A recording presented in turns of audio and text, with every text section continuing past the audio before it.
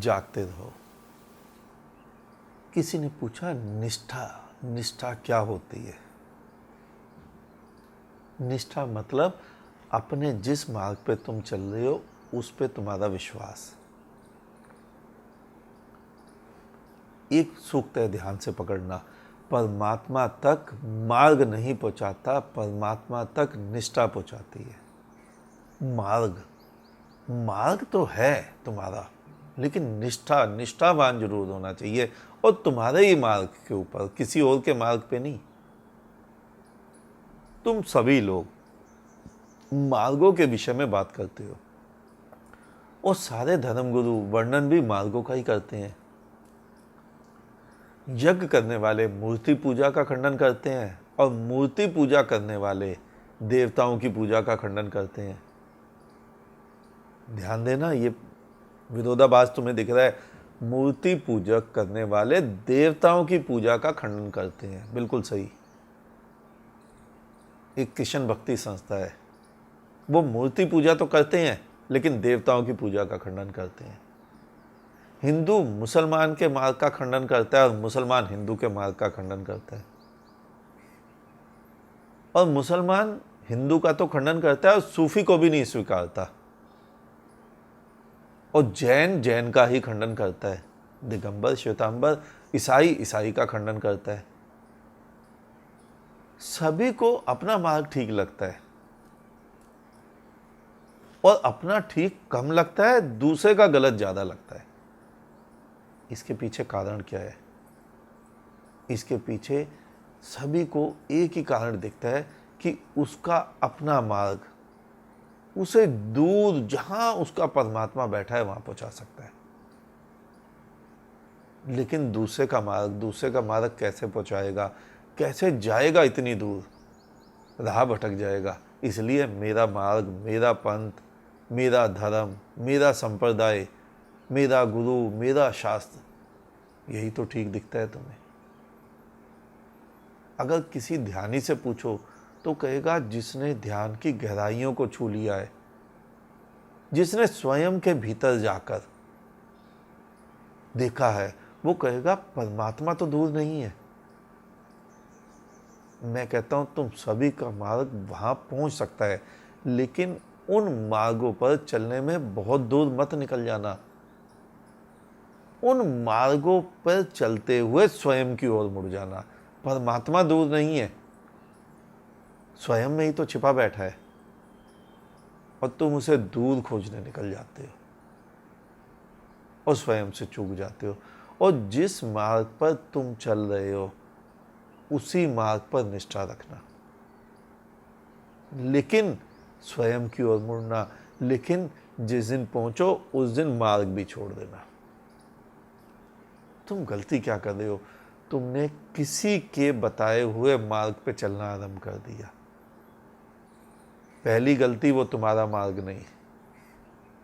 दूसरी गलती, निष्ठा नहीं। तीसरी गलती, स्वयं की ओर नहीं चल रहे, अपने से विमुख चले जा रहे हो। चौथी गलती, मार्ग कभी छोड़ते ही नहीं, चले ही जा रहे हो। साइकिल की रेस में हिस्सा लिया, साइकिल चलाई, प्रथम आए, द्वितीय आए, 1000वें नंबर पर आए, रेस खत्म हो गई, साइकिल छोड़ दो, आराम करो, विश्राम करो। लेकिन तुम जिस साइकिल पर चढ़े हो, चढ़े ही हो, तुम साइकिल से उतरना ही भूल गए। तो चौथी गलती, तुम्हें उस मार्ग को छोड़ना भी है। तुमने सीढ़ी ली छत पर चढ़ने के लिए, छत पर पहुंच गए, लेकिन पहुंचने से पहले सीढ़ी छोड़नी पड़ेगी। तुम सीढ़ी पर खड़े हुए हो और बोलते हो कि हम छत पर पहुंचेंगे या नहीं पहुंचेंगे। सीढ़ी छोड़ो। परमात्मा तक मार्ग नहीं, निष्ठा पहुंचाती है। तभी तो देखो, तुम जितने भी बुद्ध पुरुष हुए, अगर बुद्ध पुरुषों को देखोगे तो पाओगे कि सभी का मार्ग भिन्न था, लेकिन निष्ठा बलवान थी। बुद्ध और महावीर दोनों समकालीन हुए, लेकिन दोनों का मार्ग भिन्न था, लेकिन निष्ठा दोनों की बलवान थी। इसलिए महावीर का मार्ग महावीर का था, और बुद्ध का मार्ग बुद्ध का था, और दोनों का भिन्न। बुद्ध ने परमात्मा की कहीं भी बात नहीं की, और महावीर ने कहा कि तुम ही हो, तुम्हारी आत्मा ही तुम्हारी है केवल, इससे ऊपर बात ही मत करो। लेकिन पहुंचे तो दोनों। हिंदू शास्त्रों पर चलता है, लकीर पर लकीर खींचता है। इसीलिए हिंदू ने ना बुद्ध को स्वीकारा ना महावीर को। हिंदू, तुमने देखा हिंदू शास्त्रों में बुद्ध के आविर्भाव होने का, बुद्ध के अवतार होने का वर्णन है, लेकिन हिंदू फिर भी उसकी बात नहीं करते। बुद्ध को स्वीकारने में अड़चन है हिंदू को, क्योंकि बुद्ध का मार्ग एक सत्य का मार्ग है। बुद्ध आईना दिखाते हैं, तुम्हें सत्य दिखा देते हैं, और पंडित पुरोहित तुम्हें उसी आईने को छुपाते हैं।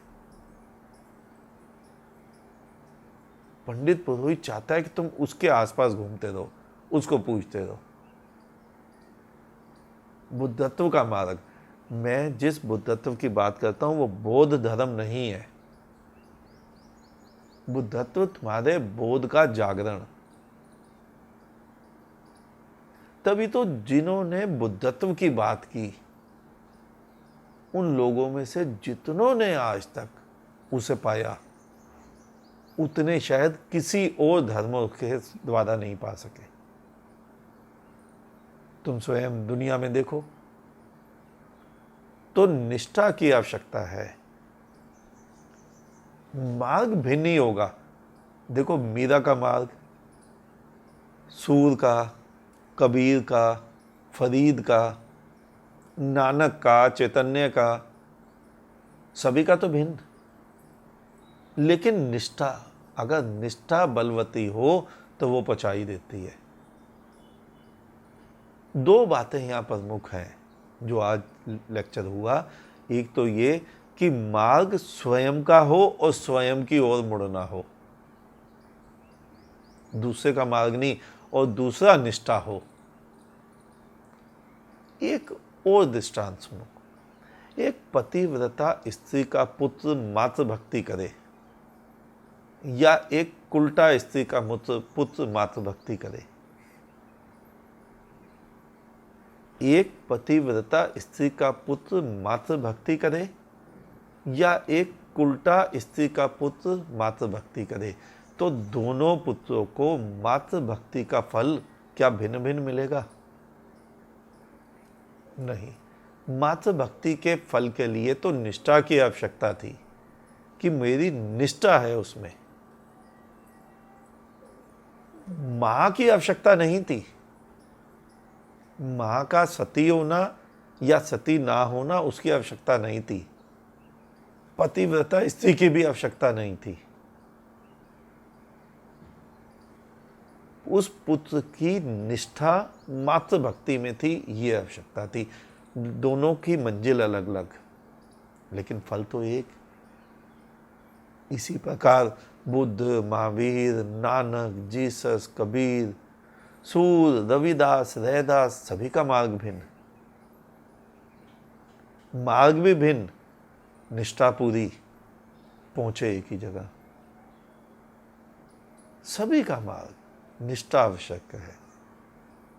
ठीक उसी प्रकार तुम्हारे भक्त होने के लिए, तुम्हारे धार्मिक होने के लिए परमात्मा की, भगवान की आवश्यकता उतनी ज्यादा नहीं है जितना तुम्हारे जागरण की आवश्यकता है।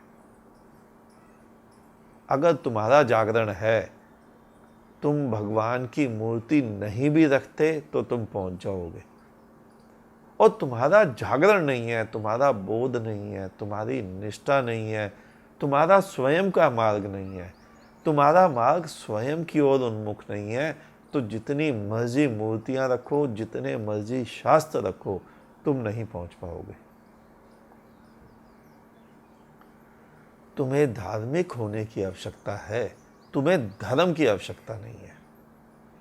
दोबारा सुनो, तुम्हारे को धर्म की आवश्यकता नहीं है, लेकिन तुम्हारे को धार्मिक होने की आवश्यकता है। लेकिन निष्ठा होगी कैसे?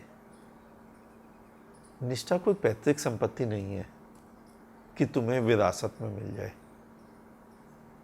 धन, कोठी, कार, बंगला विरासत में मिल सकता है, लेकिन निष्ठा नहीं मिलती, धर्म नहीं मिलता, आत्मा नहीं मिलती।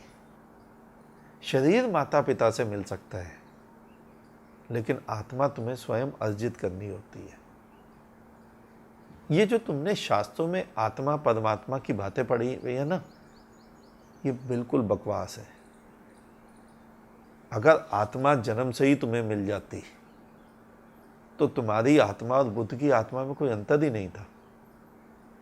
आत्मा तुम्हें अर्जित करनी पड़ती है, आत्मा तुम्हें कमानी होती है। और जब से मनुष्य ने यह सोच लिया कि मैं आत्मा हूँ, मुझे आत्मा मिली हुई है, आत्मा निर्लिप्त है, आत्मा को कर्म बंधन ही नहीं है, या हिंदू मुस्लिम जो जिसे तुमने धर्म माना है और वो तुम्हें जन्मजात मिलता है, तुम्हें जन्म से ही मिला हुआ है, और या तुम मंदिर मस्जिद में जाकर धार्मिक हो जाते हो, उसी क्षण से, उसी दिन से, तब से धर्म का उत्थान नहीं हुआ, धर्म का पता नहीं हुआ है। क्योंकि तुम सभी ने धर्म को जो खोजना है वही बंद कर दिया है और अपने आप को केवल हिंदू, मुस्लिम, सिख, ईसाई, बौद्ध, जैन, पारसी या धार्मिक मान लिया है। लेकिन यह धार्मिक होना तो नहीं है, और इसी कारण तुम सभी ने धर्म की खोज बंद कर दी है। गीता में कृष्ण ने जिस स्वयं धर्म की बात की ना, उस बात को तुमने हिंदू होने से जोड़ लिया है। स्वयं धर्म यानी तुम्हारे स्वभाव का धर्म। जैसे मुस्लिम पंथ में से ही एक पंथ निकला सूफी, वो उनका स्वयं धर्म था, लेकिन संकीर्णतावादी मानसिकता के कारण मुस्लिम पंथ ने उन सूफी को भी नहीं स्वीकारा। होना तो यह चाहिए था कि मुस्लिम सूफी को अपने माथे का तिलक बना लेते और कुछ नए गुण अपने धर्म में जोड़ लेते, सीख लेते उनसे कुछ दीवानगी, उन्हीं से कुछ खुदा की ओर बहने के लिए कुछ नया रास्ता, कुछ नया मार्ग। लेकिन एक ही बात कि धर्म में कुछ भी छेड़खानी नहीं करनी चाहिए, छेड़छाड़ नहीं करनी चाहिए, ऐसा सभी के पुरखे कह गए, मुस्लिम के भी और हिंदू के भी। और केवल हिंदू मुस्लिम नहीं, जैन, बौद्ध, पारसी, सिख सभी एक ही बात को ढोए हुए हैं कि धर्म के शास्त्रों में छेड़खानी नहीं करनी चाहिए। और सारे संकीर्णतावादी हो गए। बच्चा बड़ा हो गया, अब पैंट कमीज छोटी रह गई, अब उसी में बच्चे के पैंट कमीज में हाथ पैर मोड़ मोड़ के डालते रहो। यही तुम अपने साथ कर रहे हो। तुम सब बड़े हो गए, समाज उन्नत हो गया, विकसित हो गया, लेकिन तुम्हारा धर्म वहीं का वहीं रह गया। लेकिन मेरी दृष्टि में समय के साथ साथ धर्म में भी कुछ नए अध्याय जुड़ जाने चाहिए। समय बदला है, विज्ञान ने नई नई खोजें की हैं, आज का मनुष्य ज्यादा बुद्धिमान हो गया है। पहले के मनुष्य से आज के मनुष्य की चेतना ने नई नई ऊंचाइयां छुई हैं। लेकिन फिर भी आज का मनुष्य आत्मा की ऊंचाइयों को क्यों नहीं छू पा रहा है? क्या कारण है? देखा तुमने, पहले दीपक कितने जलते थे, हजारों हजारों दीपक इस देश में जले। अगर उन सभी दीपकों को गिनो, बुद्ध, महावीर, नानक, कबीर, सूर, मीरा, चैतन्य, रैदास, रविदास, सहजो, तुका, सैकड़ों नाम विद्वान है, तो आज हिंदुस्तान में दिवाली दिवाली हो जाए।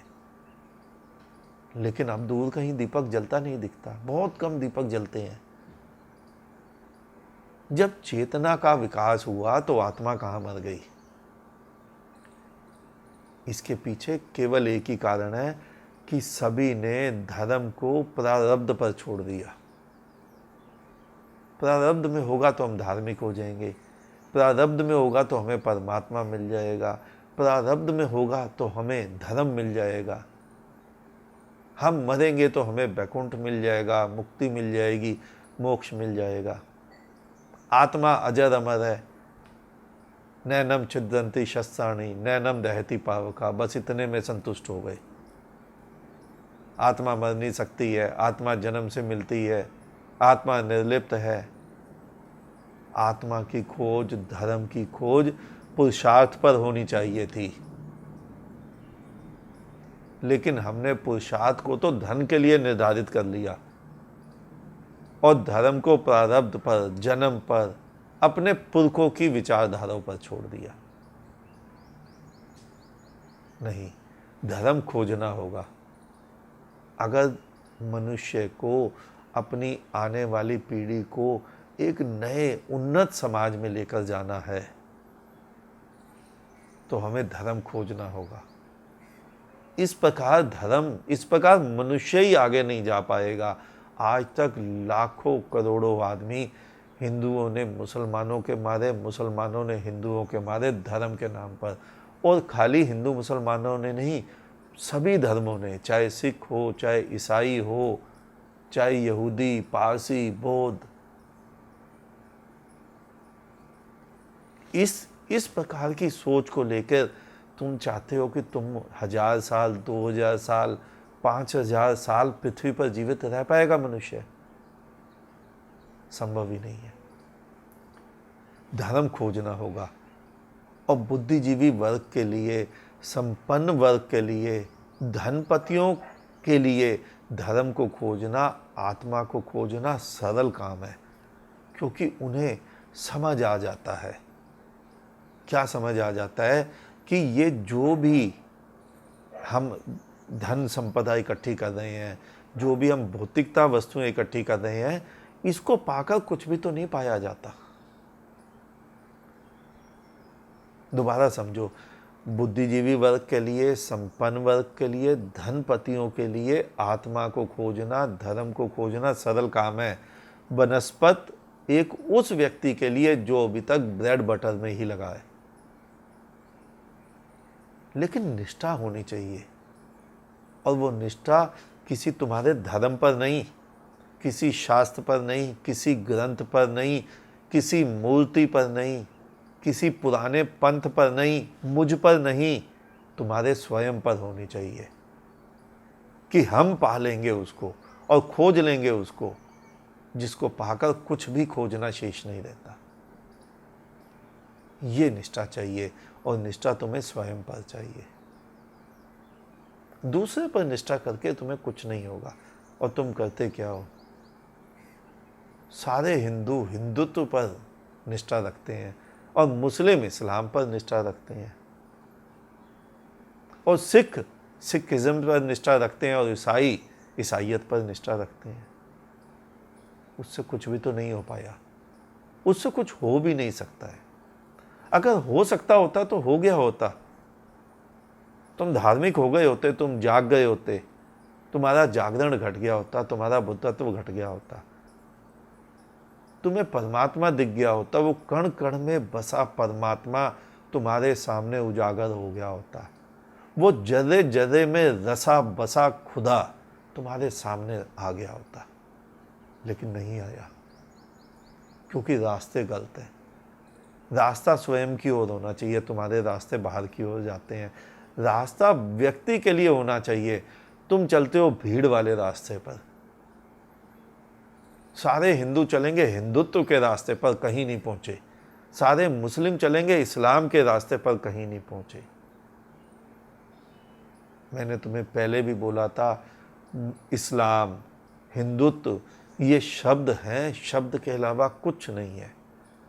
इनमें प्राण नहीं है, तुम्हारे अंदर प्राण है। इनको धर्म नहीं प्राप्त होगा, हिंदुत्व कभी भी धार्मिक नहीं होगा, लेकिन तुम अकेले हिंदू धार्मिक हो जाओगे। इस्लाम कभी भी धार्मिक नहीं होगा, लेकिन तुम अकेले मुसलमान धार्मिक हो जाओगे।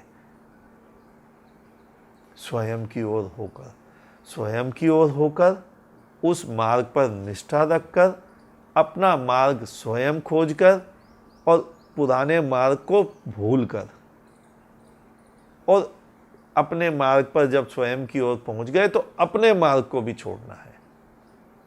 तभी मैं कहता हूं कि हिंदू, मुसलमान, सिख, ईसाई या कोई भी धर्म, अगर तुम उन धर्मों की गठरी में बंधे हो, तुमने धर्मों को पकड़ रखा है, तो तुम कभी कहीं नहीं पहुंच पाओगे। तुम्हें वो छोड़ना पड़ेगा सब कुछ।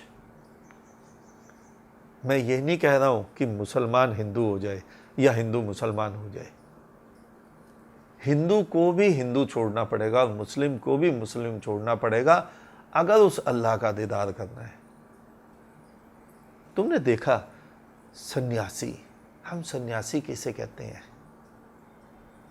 आज का सन्यासी नहीं, जो हिंदू होने का अभिमान पालता है, तिलक लगाता है, कंठी लगाता है, लाल कपड़े पहनता है, त्रिशूल डमरू हाथ में पकड़ लेता है और बहरूपिया बन जाता है, वो सन्यासी नहीं।